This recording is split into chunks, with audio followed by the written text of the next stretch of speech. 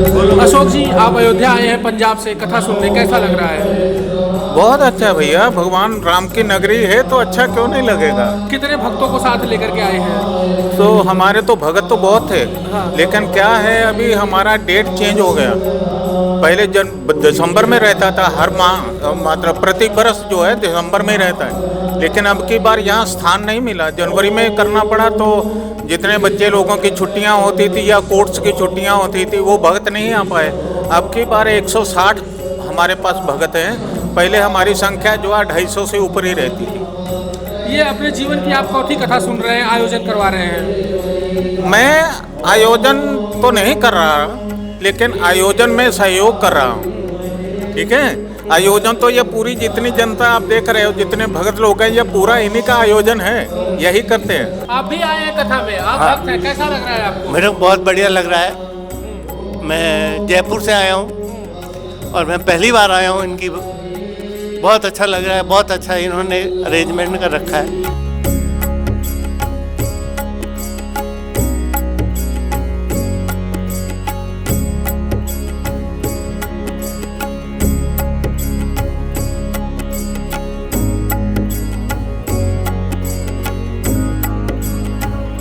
राम जन्मभूमि तीर्थ क्षेत्र ट्रस्ट के जो सदस्य हैं परमानंद गिरी जी महाराज, उनके प्रिय शिष्य एवं साध्वी ऋतंबरा के गुरु भाई स्वामी अकामानंद गिरी जी महाराज हरिद्वार से अयोध्या आए हुए हैं और इनकी 7 दिवसीय भागवत कथा यज्ञ यहाँ पर भक्तों को श्रवण करने का मौका मिलेगा। हम आज इनसे बात करेंगे। अयोध्या में रामलला की प्राण प्रतिष्ठा हुए 1 वर्ष पूर्ण होने वाले हैं और ट्रस्ट की तरफ से रामलला के इस प्रथम वर्षगांठ को बड़े ही भव्य रूप से मनाने की तैयारी चल रही है। स्वामी जी के शब्दों में जानेंगे कि सनातन जगत में किस प्रकार की खुशियां हैं, साधु संतों के बीच में कैसा है माहौल और कैसी राय है इनकी कि इस बार किस प्रकार से मनाएं प्रथम वार्षिकोत्सव। जी स्वामी।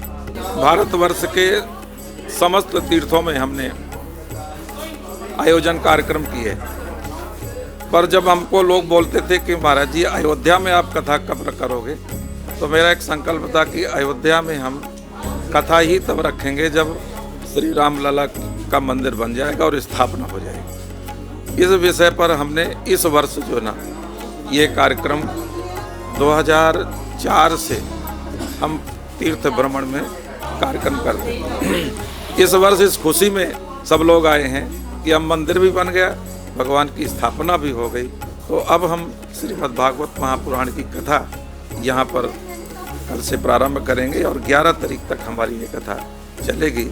और हमारे साथ में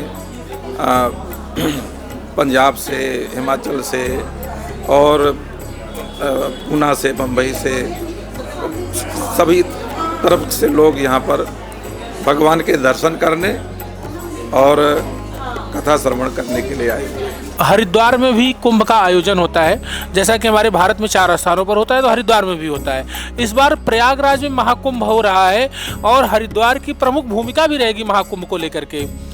आप दुनिया के सनातन के सबसे बड़े इस आयोजन को, सबसे बड़े मेले को किस रूप में देख रहे हैं? आपकी क्या भूमिका होगी, हरिद्वार वासियों की क्या भूमिका होगी और जनमानस को आप क्या संदेश देंगे कि किस प्रकार से कुंभ का स्नान करें और कुंभ उनके लिए किस प्रकार से फलदायी होगा? प्रयागराज का जो महाकुंभ है, एक तो समस्त तीर्थ इस प्रयागराज में स्वयं चलकर स्नान करने आते हैं और हरिद्वार से जितने भी महापुरुष हैं वो सब बड़े प्रसन्नचित होकर के और इस सर्वर्ष जो सनातन का जो मुख्य जो है ना हमारा जो झंडा है जो फहराया जा रहा है, तो ये जो कुंभ है ये सनातन का ही मुख्य प्रतीक है। इससे ही सनातन का प्रचार प्रसार हमारे विभिन्न महापुरुषों के द्वारा जो है इसका प्रचार प्रसार होता है और लोगों को सच्चे मार्ग पर चलने का यहाँ से संदेशा भी मिलता है। और ये युग हमारा सनातन का युग है। इस वर्ष योगी जी के सानिध्य में ये जो कुंभ हो रहा है और बड़ा डिजिटल कुंभ हो रहा है, इसमें तो इतनी बढ़िया व्यवस्था दी गई है कि जो हैंडीकैप लोग हैं ना उनको भी एक विशेष सुविधा के द्वारा उनको स्नान त्रिवेणी में कराया जाएगा। इसलिए बहुत लोगों को इस वर्ष कुंभ में जाने की खुशी हो रही है। हम भी यहाँ से 11 तारीख को कार्यक्रम समापन करके 12 तारीख को हम भी यहाँ से प्रयागराज ही जाएंगे, हमारे साथ संगत भी जाएगी और 14 का महाकुंभ स्नान वहाँ पर करेंगे। आपने एक बड़ी बात कही है, सनातन युग की बात करी है।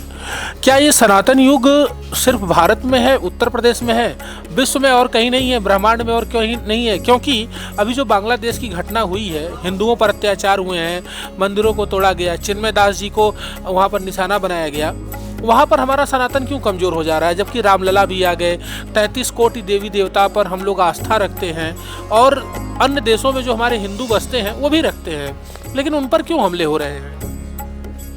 ऐसा है ना, जब से ये जगत बना है तभी से 2 दलों का युद्ध हमेशा होता रहा है। एक सुर हुए हैं, एक असुर हुए हैं।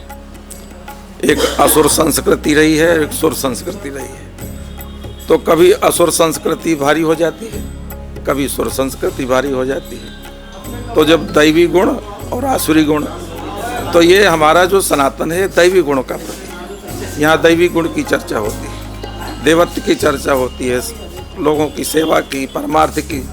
और जो असुर संस्कृति होती है वो सताने के लिए होती है, पीड़ा पहुँचाने के लिए, जो दूसरे को पीड़ा पहुँचावे।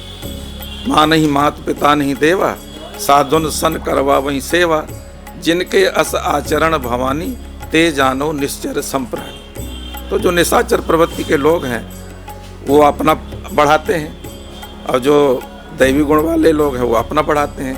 तो हम लोगों का जो सनातनी है वो दैवी संस्कृति को हम लोग बढ़ाते हैं कि जब ये संस्कृति बढ़ जाएगी तो असुर संस्कृति अपने आप घट जाएगी। लेकिन इनको तो रोकथाम तो करनी पड़ेगी ना, इनको डंडा तो मारना पड़ेगा। आखिर ये असुरों को इंद्र भी तो प्रहार करते थे, कौन है इंद्र जो इन पर प्रहार करेगा? जब हम स्वयं सब लोग सनातनी लोग अपने बाहुबल को, अपने तप बल को, योग बल को जब बढ़ाएंगे तभी हम उन पर अपना प्रभाव जमा पाएंगे। क्योंकि केवल डंडे से बात नहीं बनती, ठीक है ना। केवल डंडा ही नहीं, उसमें से ज्ञान भी है, योग भी है, तप भी है, सेवा भी है, सारे प्रकल्प हैं हमारे पास। उनसे हम बलिष्ठ होंगे और आसुरी संस्कृति पर विजय प्राप्त करेंगे। एक और बड़ी बात है, प्रधानमंत्री नरेंद्र मोदी सनातनी है और हिंदुत्व और हिंदू धर्म के लिए हमेशा वो प्रचार प्रसार करते हैं, कार्य करते हैं।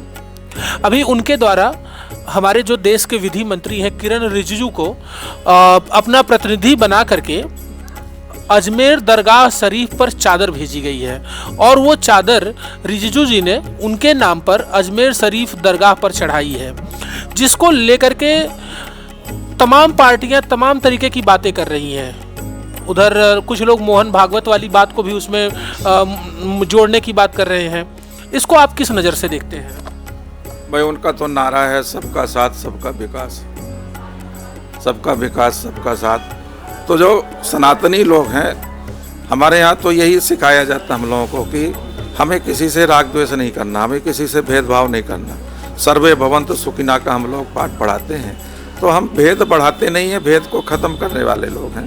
तो वो सनातनी हैं, वो योगी हैं पूरे जो है ना। तो वो अपनी तरफ से, क्योंकि वो हमारे पूरे भारतवर्ष के राजा हैं, इसलिए राजा का तो सबके साथ बराबर व्यवहार होता है, इसलिए वो अपने अब जगह वो बिल्कुल सही है। और मोहन भागवत जी तो अलग बात कहते हैं। मोहन भागवत जी कहते हैं कि प्रधानमंत्री को, यहाँ तक कि केंद्र सरकार को मंदिर मस्जिद विवाद में नहीं उलझना चाहिए। हर जगह हर मस्जिद को खोद करके ये नहीं कहना चाहिए कि यहाँ पर मंदिर है, जबकि आरएसएस हमेशा हिंदुत्व समर्थक रही है। इसको आप किस तरीके से देखेंगे? वो अपने नज़रिए से सही कह रहे हैं, क्योंकि कुछ लोग ऐसे हैं कि जो व्यर्थ की हवा फैलाते हैं। तो जो इस तरह के जो लोग हैं उनके लिए उन्होंने उस तरह की भाषा बोली कि जहाँ देखो हर जगह ही से नहीं, हाँ जहाँ आवश्यकता है वहाँ पर बोलो। जिसको बोलने का अथराइज हो उसको ही बोलना चाहिए, और बाकी सब जब बोलने लगते हैं तो फिर उसमें कोई अधिकारी है कोई अनधिकारी है, तो फिर बात का विवाद होता है। इसलिए जिनको आगे किया गया है कि ये लोग आगे मंदिर और मस्जिद जो भी है चर्चा है वही लोग करें। तो अब जब गली मोहल्ले में होने लगी कि चर्चा, तो फिर विवाद का विषय बनता है। इसलिए उनका भी कहना अपनी जगह से है कि सब लोग इस पर चर्चा न करें, सरकार देखे और जो बुद्धिमान लोग हैं वो देखें। मेरे साथ जुड़े थे हरिद्वार के प्रसिद्ध कथावाचक अकामानंद गिरी जी महाराज, जिन्होंने हमारे साथ तिलक पत्रिका पर विभिन्न विषयों पर बहुत ही बेबाकी के साथ अपनी बातों को रखा और बातचीत की। मैं देवेश पांडे, अयोध्या।